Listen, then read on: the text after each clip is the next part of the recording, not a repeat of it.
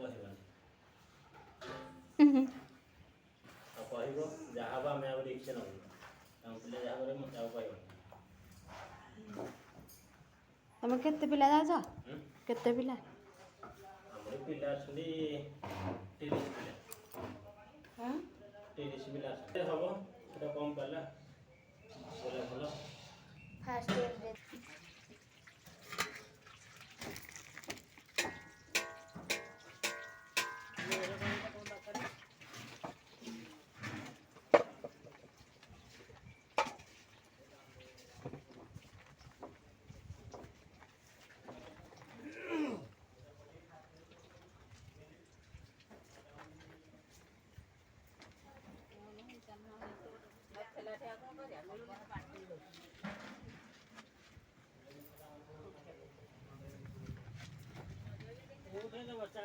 ଚାରିପଟେ ଜାଗା ମିଳିଲା ନା କୁକୁର ପକଡ଼େ ଗଲା ଦିଆ ହେଇଥିଲା କାଠ ଯାକ ଭାଙ୍ଗିବୁ ବୋଲି ଆଉ ଛୁଆଛୁଇ କଲି କହିଲେ କାଳେ ମୁଁ ଆଉ ପାରିବିନି କରିଦେବି ଆଜବେଷ୍ଟ ଯେ ଇଆଡ଼େ ତ ଏଠି ଏବେ 4 ଲକ୍ଷ ପଳେଇଲା ଖାଲି ଇଲେକ୍ଟ୍ରି କଲରରେ ହେଲା ତମ ଗାଁ ହେଇ ତମ ଗୁଡ଼ିଆ ହାର ପୁଅ ନେଇଗଲା 50,000 55,000 ଗୁଡ଼ିଆ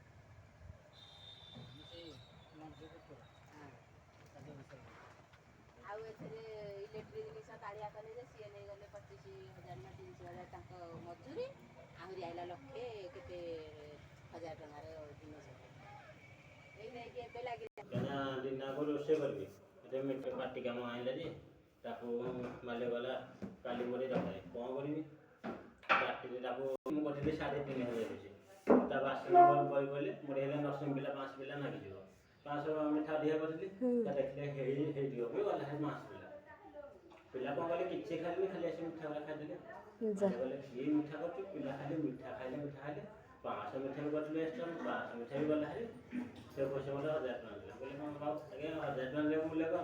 ଯେଉଁ ପରିଶ୍ରମ କରୁଛି ଏ କିଛି ନୁହଁ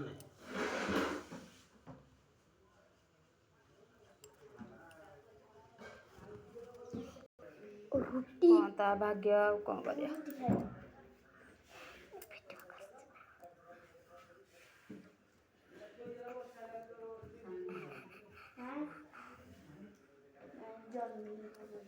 ଜହ୍ନି କଷି ହବ ଏଇଟା ତମେ କସି ସତରେ ଏଇଟା ଜହ୍ନି କଷି ହବ ପଚାରୁନ ଦେଖିଆ ଏଇଟା ଗୋଟେ ଆଇଟମ୍ ହବ ଏଇଟା ଜହ୍ନି କଷି ଗୋଟେ ଭିଡ଼ିଓ କରୁଛି ଆଉ ତାଙ୍କ ଡିମାଇଟ୍ ନେଇକି ଲାଗୁଛି ଆମେ ବାହାଘର କରୁଛୁ ଆଉ ଏ ଯୁଗରେ ଆଉ ଡିମାଇଟ୍ କେହି ଦେଉନାହାନ୍ତି ଝିଅ ଡିମା ହଁ ବାସ୍ ସେଇଠି ପୁଅ ଆମର କହିଲାଣି ଡିମାଇଟ୍ ହେଲେ ଆଉ ଝିଅ ନାହିଁ ଆଜିକାଲି ପୁଅର ଝିଅକୁ ଡିମାଣ୍ଡ ଦେଇକି ଆଣିକି ବି ହେଇପାରୁନି ଆଗରୁ କ'ଣ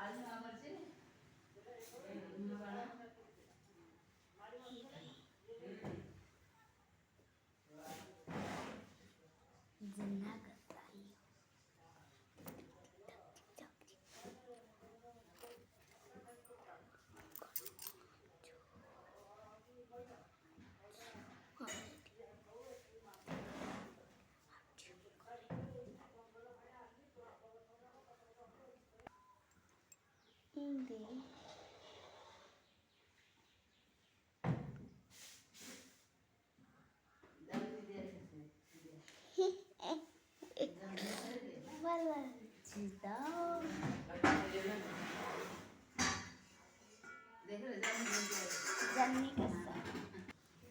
हेरा है कि जाने का से हो ना पसंद है वो भाई की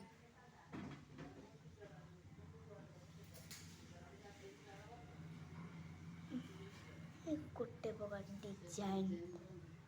अरे फेणी बड़े हैं